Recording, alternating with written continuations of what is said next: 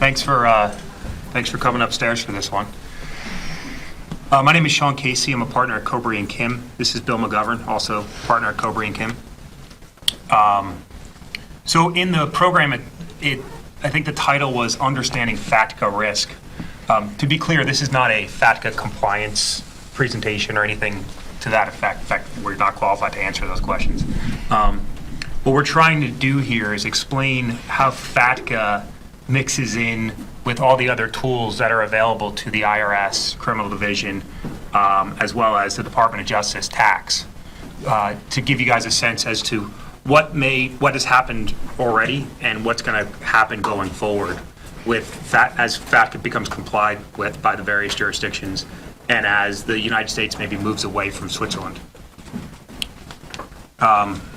And that's why you see in the title, we tried to pose a question: are we on a bullet train to Asia, or has the train jumped the tracks? And so I think that'll also inform some of our comments, and would love your views on that as well.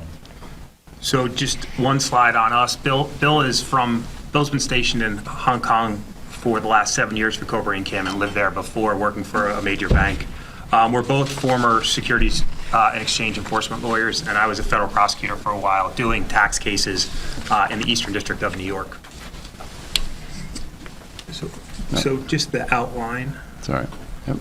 So this is kind of how we've broken up the slides. The first part, we're just going to give a quick overview of sort of what's happened so far, what brings us here today. We'll talk a lot about Switzerland, obviously, because that's where most of the action has been to date. Although I think there's been a couple other operating points for the U.S. criminal authorities around the world. In part two, we'll talk a bit about the tools and the targets that are open to the U.S. prosecutors, and to give you a sense of kind of what they've done, what we think they'll do, and what they're currently doing right now, which we're fairly certain they're doing right now. And then Bill's going to walk through parts. I'll give you some perspective from Asia, what we're hearing from clients in Asia. Sort of my working theory that you heard me talk about is that the conditions exist for the same sort of scenario we saw unfold in Switzerland to happen in Asia.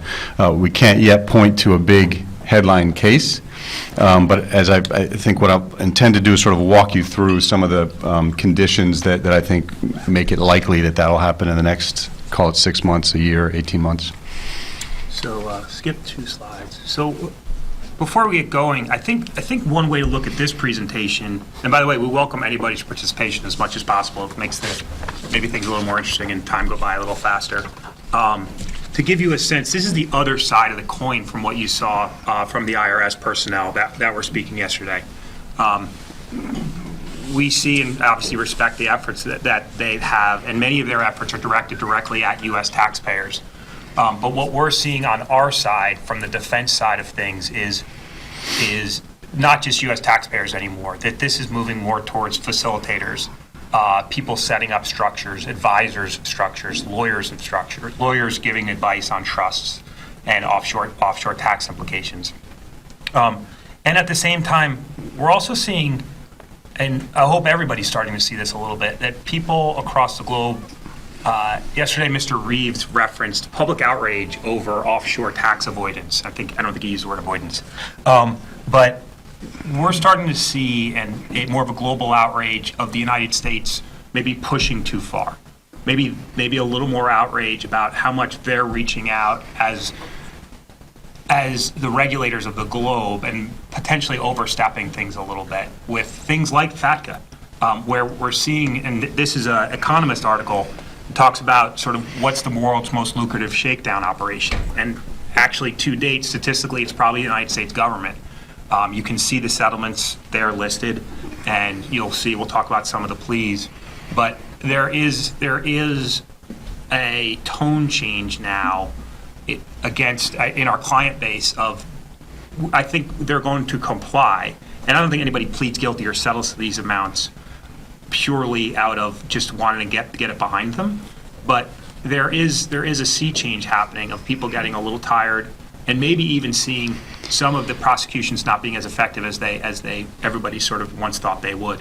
And that's definitely a theme from Asia. I hear it all the time. I hear it in the context of the anti-bribery work that the U.S. government does in Asia, and now I'm hearing it with tax work. One of the interesting statistics is the growth, the increase in the number of U.S. citizens renouncing their citizenship. So I think for years it sort of bounced along at a fairly consistent level, just people that had their own reason to renounce. And it's up something like 200% in the last 2 years. And that's in spite of the fees for filing your renouncing paperwork having gone up from something like $400 to $2,000 in the same period. So people, I mean, I think that's one sign. Another sign is banks, again, in Asia, making statements in the press and otherwise that suggest that it's not worth the trouble to do business with U.S. account holders. So I hear that from, hedge fund clients and from large banks who say, we're doing the math in terms of the compliance cost versus the number of U.S. account holders here. We have enough business out of Asia that we don't need to open our doors to U.S. account holders. So you wonder if in that there's some line that maybe has been crossed or could be crossed if we continue to push. And I think the other thing I was struck by, and Sean can continue in a minute, the other thing I was struck by in the IRS comments was the volume of data that they're getting. I felt like they're sitting there with fire hoses hooked up to countries around the world that are just pumping virtually every piece of information about taxpayers to them. And so I think the question, have we jumped the tracks? What is the sense of proportion that's the right balance for this work? So how did we get here first? Just walk through a couple of the indictments and some of the whistleblower activity that we've seen over the past several years. The first, not the first, but one of the important ones is the Credit Suisse example. Credit Suisse recently, maybe not so much recently anymore, last year, pled guilty, was one of the first banks, along with Wegland Bank, who pled guilty to a U.S. charge. There was a lot of pushback from defense attorneys that sort of look like us from time to time, saying you can't indict a bank because of all the sort of what's going to happen, what would happen if it will go too big to fail, and all those kind of cliche terms that you guys have heard. Well, now two have pled guilty, and their Wegland obviously is gone. Credit Suisse is definitely experiencing some issues, but our sense is it continues to move forward and operate as a bank. So you can see that as we're saying, maybe there's going to be a bit of a defense uproar and maybe global citizens uproar against some of this. You can also see from the IRS, the DOJ side of things, certainly the DOJ tax side of things, that they're going to continue to push and continue to indict banks as the banks work through the program. The Swiss program being, it gave the Swiss banks an ability to essentially turn themselves in. Category 2 banks and 3 banks were able to do their own internal investigation and disclose massive, even more information than Bill was talking about to the IRS on U.S. taxpayers. So that process is underway. We understand, and we understand the IRS is swimming literally in a lot of data self-turned in from the Category 2 banks and some of the Category 3 banks that sought to turn themselves in and hope for a non-prosecution agreement. But the Category 1 banks, we still have almost a double-digit number of banks that are probably pretty squarely looking at the prospect of being indicted. So that's something more to come here. Okay. And this slide is just intended to show really the Swiss example, and to the extent there's a template that's been developed by DOJ that they will now seek to overlay on other jurisdictions like Asia. The template would come from the UBS, Wegland, and Credit Suisse example. So what we did here was just bullet point the type of conduct that the investigators at the DOJ found at each of those banks, and use them to charge the banks, then the terms of the settlement. So in each of those large settlements against banks, there was uncovered pathways to Asia, so accounts or account holders that led to Asia. And I think that's one of the conditions that I see that makes it likely that this is going to move to Asia. In addition, and I think Sean in a minute is going to talk about the voluntary disclosure program, in the course of talking to 50,000 taxpayers and 100 banks, each one of those taxpayers and voluntarily coming forward has their story about how they got where they are. And increasingly, Hong Kong and Singapore are coming up in that information. So moving from the banks to the bankers themselves and their advisors, these are just a sample of some of the cases that we've seen historically. And there's a common theme through many of the charging documents. The charging documents are just the allegations, but this is sort of the government's view, not necessarily the reality, but the government's view of what has happened. And what you see is what you used to see was a common theme of bankers or advisors accessing U.S. markets, doing something that had a real touch to the United States.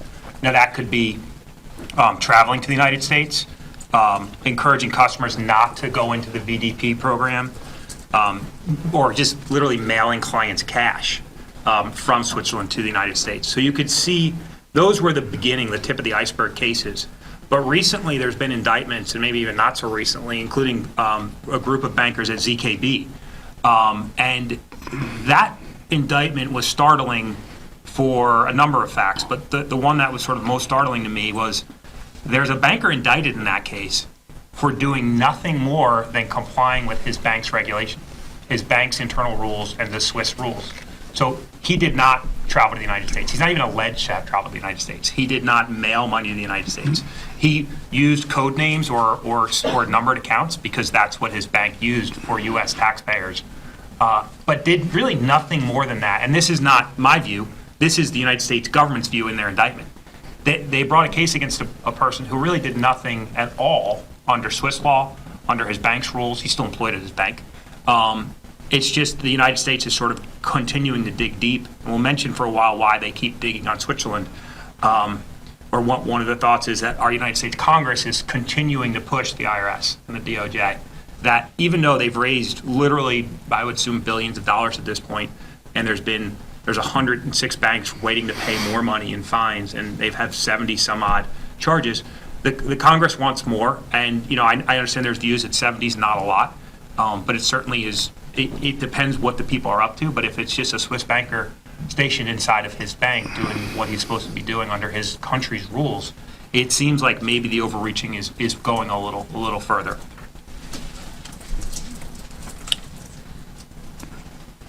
So here we're going to talk a bit about the targets and not the targets, the tools and the targets that are available to the United States government, and try to put Fatca into that puzzle. To show sort of how a prosecutor builds a case, how the DOJ has built their cases, how we see these cases getting built, and how Fatca is going to fit into all that. Here's some of the basic tools laid out here. I think we've heard a lot about the amnesty program and the offshore voluntary disclosure program. The real wild card in the mix for banks is whistleblowers. And again, just kind of focusing on what we see in Asia, there's epidemic's the wrong word, but there is a spike in the number of whistleblower complaints that are coming out of Asia. We're involved in a number of investigations that were triggered by employees, former employees, writing anonymous letters to the board of directors, and the board having an obligation to dig out what happened and having to hire a law firm like ours to understand the facts and give them an assessment. And what I see in those letters is they can range from the kind of the petty and the ridiculous to the jaw-dropping in terms of the allegations that they make, and it puts the bank in a position of having to devote a lot of resources to run it down, because if they're seen as not having done that, not having devoted enough resources, then they are certainly, if they're later on dealing with the U.S. government, they're in a much worse much worse position. The SEC tracks the whistleblowers that come in to their office on various SEC-related offenses, and they track it by geography and post it on the website, and I encourage you to go look at it. They sort it by type of misconduct or type of violation, geography, and a few other factors, and what you'll find is that after the U.S., China is the most popular or the most frequent originator of whistleblower complaints into the SEC. It's in part the financial incentive, but I think it's also just part of the fabric right now in China. There are lawyers and advisors who are actively setting up websites and trying to encourage people to come out and make reports. So I think if anything drives this in China and Hong Kong and Singapore, it'll likely be the whistleblowers and the cooperating witnesses that come out of government investigations. But a word on the offshore voluntary disclosure program. A very basic element of how a prosecutor builds a case is they try to find lower level cooperating witnesses to essentially flip on higher people in the organization. That's kind of the organized crime structure, where you would see like a John Gotti at the top, and then the lieutenants, and then the guys on the street in the bottom. You can see the offshore voluntary disclosure program fitting in perfectly into that sort of traditional tool that prosecutors use by using the information gathered either from whistleblowers or from the voluntary disclosure program to gather a case, to gather the evidence of a case and have sort of live speakers telling their story as to who they met when they were setting up their Panamanian trust, or who they met when they were in Singapore setting up their structured company. And from those cooperating witnesses, if you will, that's where the next wave of cases are going to be targeted at these facilitators that are outside the United States. And as the IRS mentioned yesterday, I thought the number was higher, but they said they have 50,000 of these people, which is a tremendous amount of cooperating witnesses. I'm not saying they have all of them, but you can really see how that's, if you were a prosecutor, if I were a prosecutor then, it would be a gold mine compared to what we had sort of before all of this was happening. Yeah. One more word, I guess Bill pretty much covered the whistleblowers. We get approached regularly for whistleblowers. People have ideas and people have complaints about their employer or someone they've done business with, and we see some very good quality cases. Given the headlines and the amount awarded to some of the whistleblowers, you can see a real financial incentive, obviously, to be going in if you do have that type of information. And some of the Swiss stuff, I think, is sort of maybe over on the whistleblower point of view, because. And it now will move out to other areas of the globe only because of the need for original information. And I feel like at this point, the United States government would think for the big banks and maybe all the banks, they have all the information that they're gonna need. Yep. So in addition to whistleblowers and cooperating witnesses, we've talked, if you've been in various panels at the conference, we've heard already about Fatca, but I think the way to think of Fatca is one more tool. It's not something that's really stands apart from the others, although I'll touch on that in a minute, but it's just one of the array of tools that they have to investigate tax evasion. The unique aspect, I guess, of Fatca is it basically brings on board as eyes and ears banks, financial institutions, hedge funds, really any entity that handles money for people as the eyes and the ears of the U.S. government. And the numbers are, again, staggering. 160,000 foreign financial institutions have registered through Fatca, 112 intergovernmental agreements. The Hong Kong agreement was signed in the last 6 months. The first wave of data from Hong Kong was released to the U.S. government at the end of March. Again, another condition suggesting that I think that could be the source of future investigations. So I think the sort of the point here in my mind, goes back to proportion. Where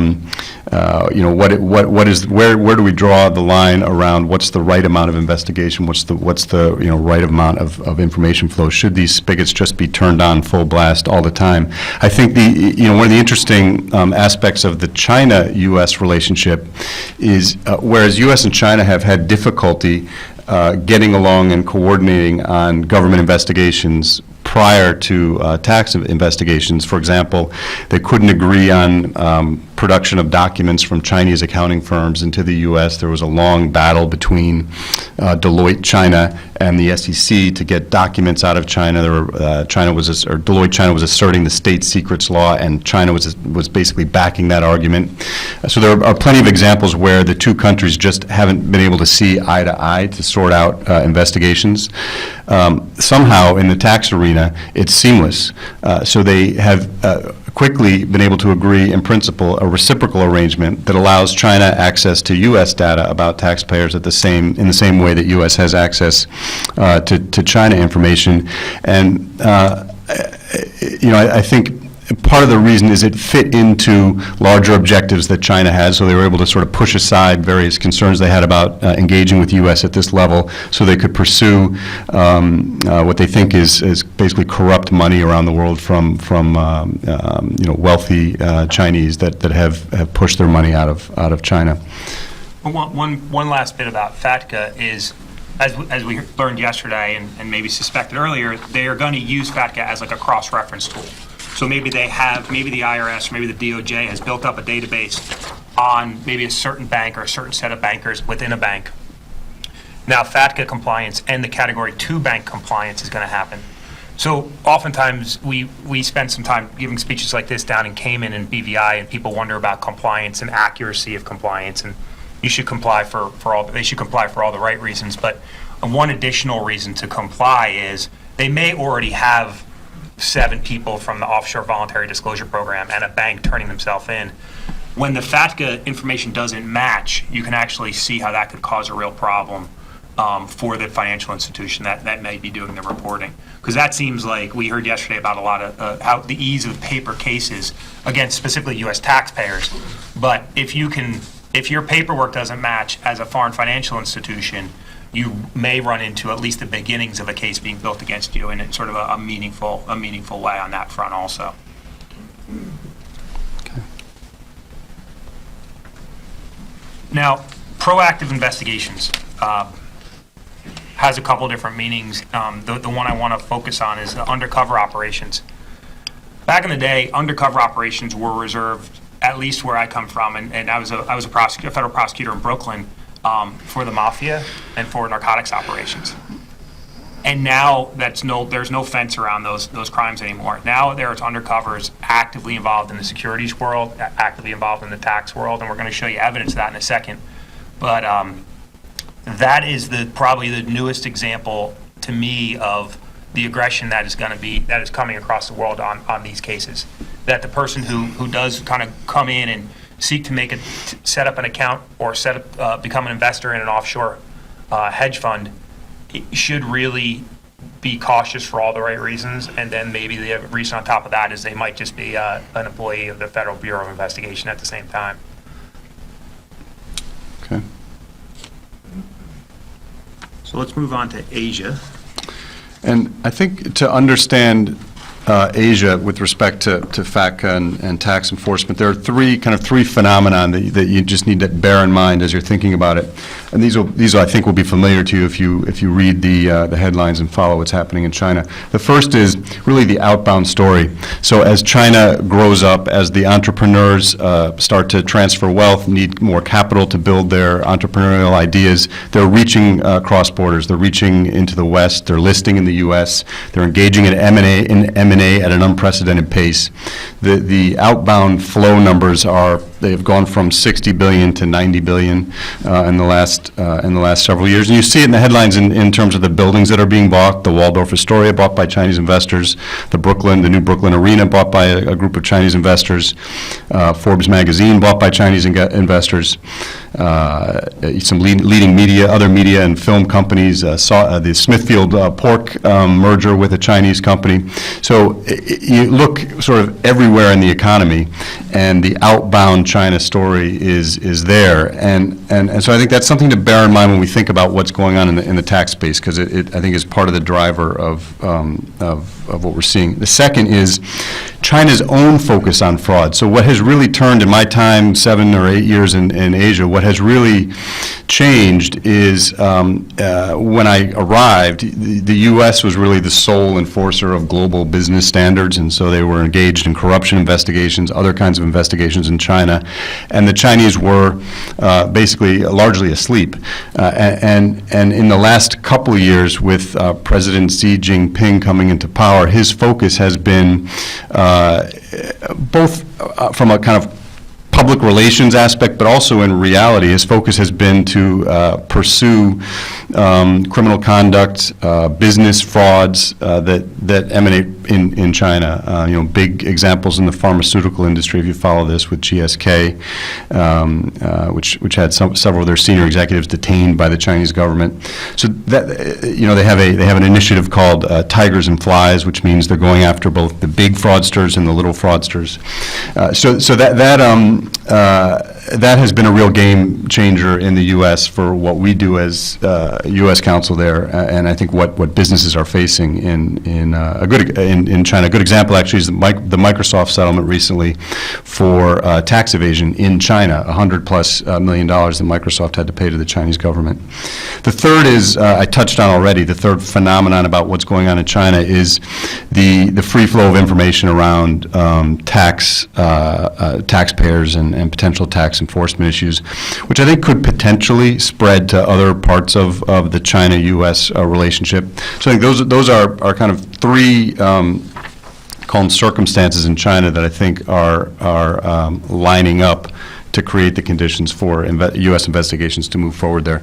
But I think the first thing we wanted to touch on, though, in talking about this is an example of a tax enforcement investigation that's moved beyond Switzerland. So just as a suggestion that the U.S. government is looking in other places, and this came out of Sean's former office, so I thought it'd be good for him to shed light on it. Yeah, so the Banfield case is an Eastern District prosecution, but it is probably what we're going to see going forward, and how they're going to use potentially, their global reach, the Department of Justice's global reach, to enforce either tax violations or securities violations or other forms of fraud. Banfield starts out as what law enforcement would call a very typical pump and dump case, where a company, a group of conspirators sort of acquire a lot of ownership of a particular public company, and then issue some false press releases that they've, solved something, solved the meaning of life, solved blindness, something to that effect, which causes the stock price to skyrocket. And then just as it gets high enough, then the people who are holding the stock sell, and then a bunch of victims are left holding a bunch of worthless stock. And that's that fact pattern. So but you wonder why we're talking about this in this context, for a couple of reasons. One, after the conspirators or the alleged conspirators got their proceeds, then they set up a bunch of offshore tax structures to hide they were largely U.S. citizens, to hide their ownership. And they were caught, the FBI went down in an undercover operation and pretended to be a client, pretended to be somebody who wanted to help set up a structure to hide some money, to hide some resources. And the poor guy was caught on tape saying, as he was marketing his offshore structures, that, this stuff's perfect. This is going to get around Fatca. We're going to get, and you can see the money line, and that bottom line there is designed at slick new corporate structures to counter President Barack Obama's new laws. And I don't know why these guys got indicted, because pump and dump cases happen regularly. They often happen, they're dealt with as a civil violation at the SEC. My sense, this one went criminal, because they wanted to get that line, the Fatca line, the law enforcement wanted to get that line out to the world. It's saying, and you can see some of the stuff in the press releases about, this is us beginning to work with Fatca. That has actually very little to do with Fatca, but the fact that the guy was dumb enough to say something on tape, unfortunate enough to say something on tape, that's what sort of landed this in the criminal world. So we can all understand that, Uncle Sam is watching. FATCA violations. So onto Asia now. Okay. So as with the Swiss example, the targets are, in the first instance, the U.S. taxpayers, but really the more attractive targets are financial institutions and then advisors. And you see a nice quote here from the Deputy Attorney General, who was running this program for a while. "We will continue to hold to account bankers, brokers, and other professionals in Switzerland and around the world, as well as the institutions that trained and directed them to use bank secrecy laws to protect U.S. tax cheats." So the conditions that I've been referring to for why I think why we may be on a bullet train to Asia, and why there may be a question about whether the train jumped the tracks. The migration of wealth from Europe to Asia. So just as the Chinese outbound example fuels some of this, I think really there's a sense that the globe has tipped a little bit, and some of the assets in Switzerland and Europe that have been under pressure are making their way to Singapore and Hong Kong, and I have some statistics on the next slide to help measure that for you. The IGAs are in place now, so the Hong Kong, China, and Singapore IGAs are in place, which is really what implements FATCA legislation in each country. It basically is the adopting legislation in the local country that confirms they're going to abide by FATCA. There's criminal tax personnel resident in Hong Kong. I had coffee with them the other day. They are now 2 or 3 stationed at the U.S. consulate who wake up every day thinking about how they're going to investigate tax violations in Hong Kong, and they're willing to talk to private law firms to develop leads, which was surprising. Following the leads from the Swiss prosecution, as I mentioned, among the information voluntarily provided in those cases were plenty of leads to Hong Kong and China. So some of the numbers that I think are interesting to help back up the prior slide. The EB-5 investor visa. So the United States has a program that allows foreign citizens to obtain an EB-5 visa, which is a version of a U.S. citizenship visa, in exchange for investing funds in the U.S. And in 2014, they issued something like in the neighborhood of 10,000 of these, and 85% of them went to Chinese investors. And I think one of the things I've been struck by generally about China outbound is whether companies, individuals understand the web of regulations and jurisdiction that the U.S. can assert on them once they start stepping into the U.S. or obtaining something like an EB-5 visa, which probably has a lot of allure if you're a wealthy Chinese citizen that you now have a U.S. visa, but you now also have walked your way into global taxation. The assets under management in Asia have been steadily increasing. Credit Suisse leading the way with 18% increase of assets under management in their private wealth business. The head count of private wealth advisors, not surprisingly, is equally increasing. I noted here the Microsoft penalty and a statistic that the Chinese have put out about the number of untraced assets that they believe have been expatriated from China, 1 to 4 trillion.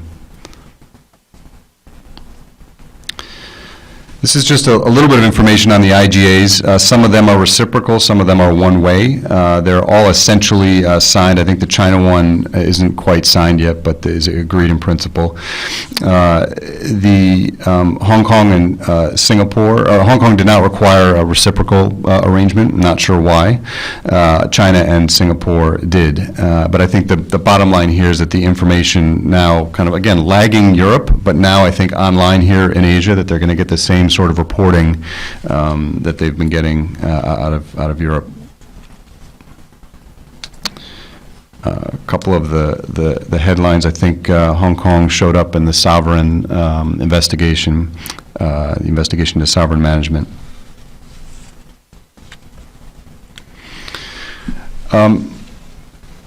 Yeah, this is a slide really designed for a Hong Kong audience, because often what I get when speaking to people in Asia or speaking to clients in Asia is, why do I care? Can they really get me? What do I have to worry about? Is there an FBI agent that's going to show up at my door?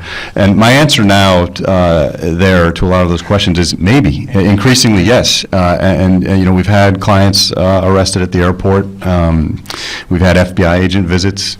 I've been surprised at the budget that's behind the U.S. Attorney's Office and the SEC to send their lawyers out to interview clients. So often, I mean, I used to have two tricks that worked 8 years ago. One was they would send a subpoena to our client, and I'd call up the SEC attorney and say, you know, my client only speaks Mandarin, doesn't speak English. And so you've got an obligation to deliver this legal document to them in a language that they can understand. And 7 years ago, that would almost always knock the whole thing off course. I would never hear back from the U.S. government.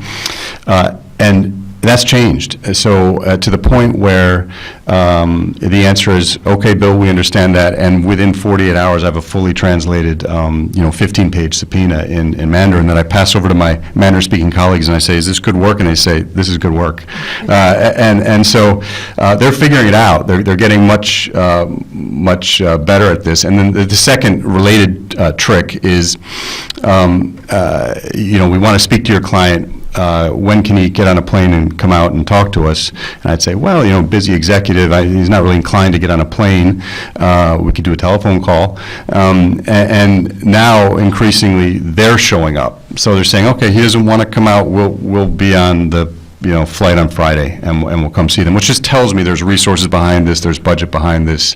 And they want to come out, right? I mean, if you're a U.S. government prosecutor and you're stuck in Brooklyn and you get a chance to go to Asia and there's the resources, and there now is the resources, they're welcome, they're willing, ready to go and get over there. There is that too, because then there's always the awkward conversation. They say, what are the good restaurants we should go to? And what, you know. Yeah. Oh, I don't know. I don't know. Over 8 hours. I don't They get to fly business class.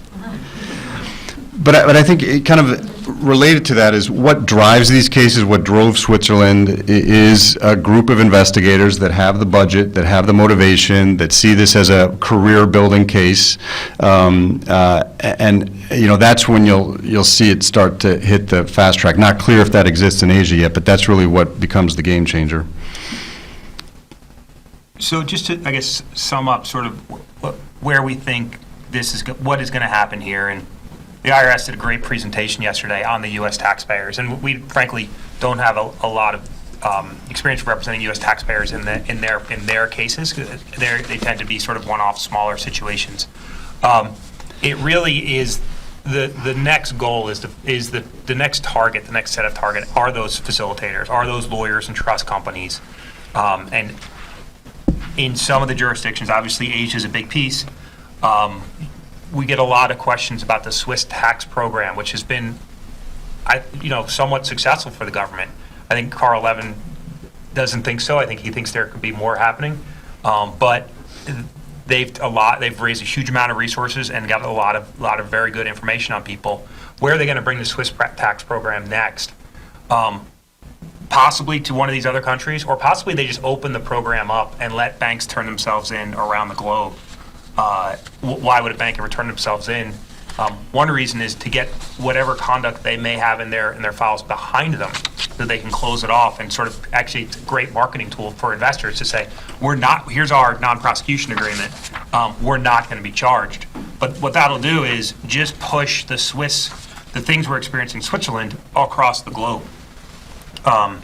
So what do we do to get ready, and how do you be prepared? And this is not a marketing device here. These are sort of real concrete steps we've seen helping people along the way.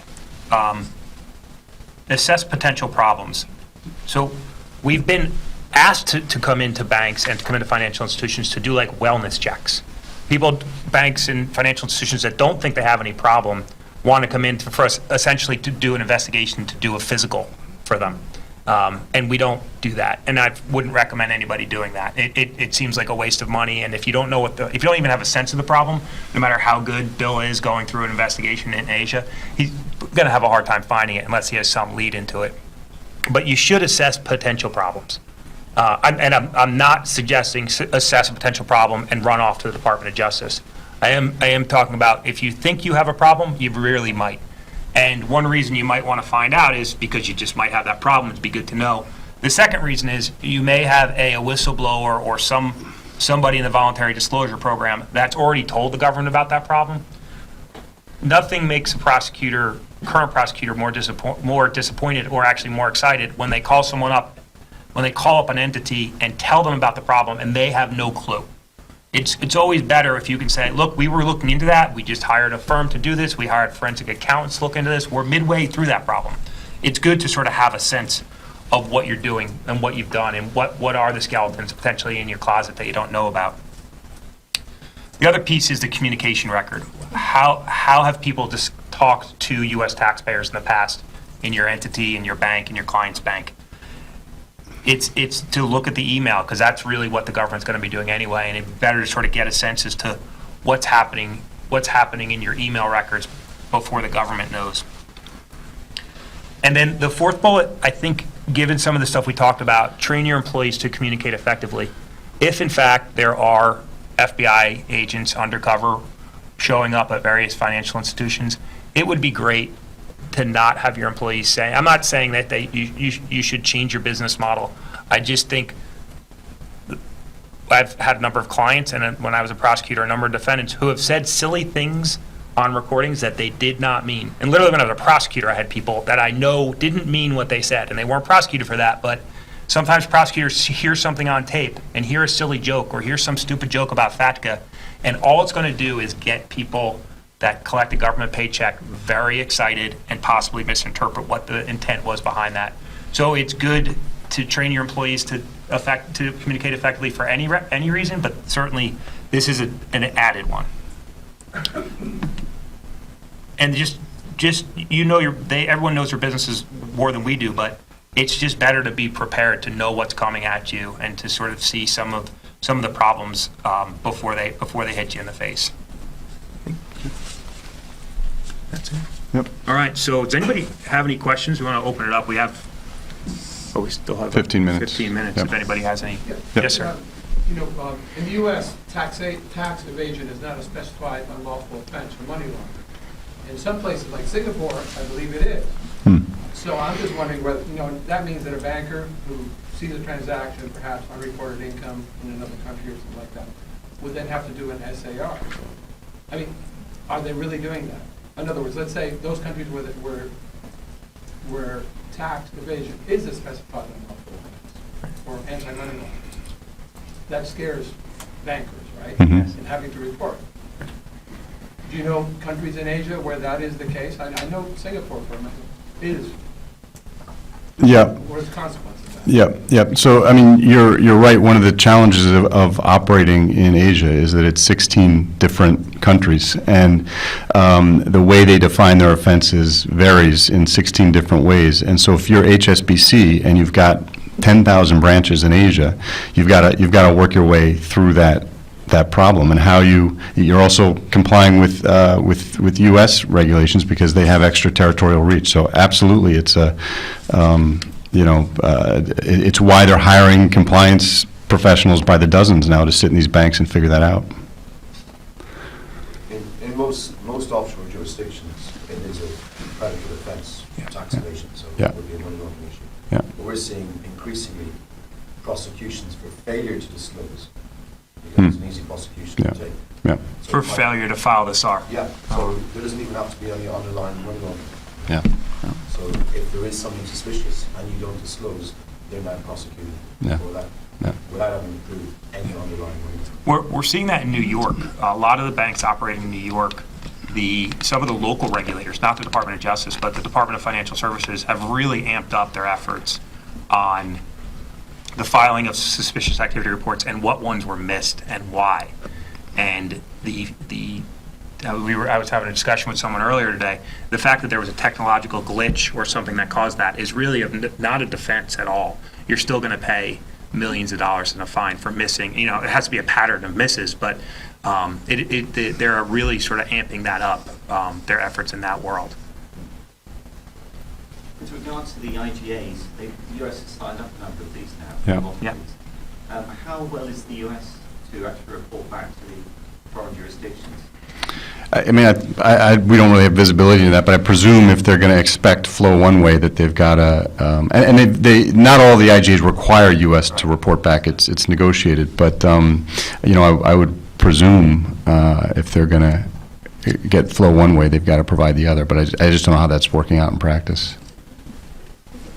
If I'm one of those banks who's got your little list of cleanups or look for your problems, Yeah. and let's say I've been doing sort of X avoidance evasion planning for clients, no matter what country they're from. Right. And I want to get rid of the U.S. ones, obviously. But didn't I have some relationships with some facilitators on the outside? Because I wasn't going to set up the corporation, Right. the shell corporation for the client. I had some accountants for them, or I had some lawyers for them. So if you're going to go in and clean yourself up, are you going to say to the IRS or somebody, oh, by the way, here's my pet accountants and lawyers that I've been using? Yeah. What happens to those people? Well, that's really the problem. That's what many people are confronting, because either in Fatca compliance or if you're a Category 2 bank, you're probably identifying some of those people for the United States government already. Depending on the relationship, it may be useful to understand what they've done to help set up these trusts, and do they have their own problems within there? It's The first step is you're gonna identify them. Yeah, I mean, the ticket for leniency through the voluntary disclosure programs is sort of a vomiting of everything you know. But that's for the Yeah. taxpayer, I'm talking about the bank now. Well, the Same. banks are doing the same thing, but no, just to be clear, I'm not taking a view on whether or not you should turn in your trust advisor or your bank, the lawyers that are setting these things up. But it's definitely something you need to think about and maybe discuss with them, and maybe discuss something along those lines, because the government, United States government, will go at one of those two places, and if you're the bank and they're the small trust company that's just sort of a smaller subsidiary off your company, or maybe even an outside subsidiary, they would much rather cooperate them against you, right? In the same paradigm as they would go after the Godfather, they'd rather go after, get the small entities, get a fine out of them, maybe wipe them out of business, but then get the information from them to go after the bank, because that's just a better prosecution. There's more money in it, there's more profile in it, and there's frankly probably more defendants in a bank than there would be in like a BVI operating trust company, or a Swiss trust company that operates down the street from a large bank. But you're right, you highlight a complicated issue, because if it's not all inside your house, if there is problematic conduct and it's not all inside your entity, there's true exposure there. So that's why I went on that little to-do list, understand that communication record of what you're saying to them, what do they think you've said to them, what emails are back and forth, what U.S. clients have you referred to them. It's probably a very good way to start. Yeah, and but then do you become responsible for what those little advisors said to those clients? It's a Is little. there some kind of vicarious liability? Yeah, well, I think Matt Menschel talked about it yesterday, that with the government, they may try to prove intentional conduct. They may try to prove that you intentionally conspired with this group to assist in the avoidance of paying taxes. But they also may, as Matt also mentioned, there's a conscious avoidance or a willful blindness doctrine that you kind of put your head in the sand as to what these places were doing. If you send a U.S. taxpayer over to them, and all of a sudden that U.S. taxpayer disappears and it's just a Panamanian trust, which is, probably happens. That was what some people are doing. Yeah, exactly.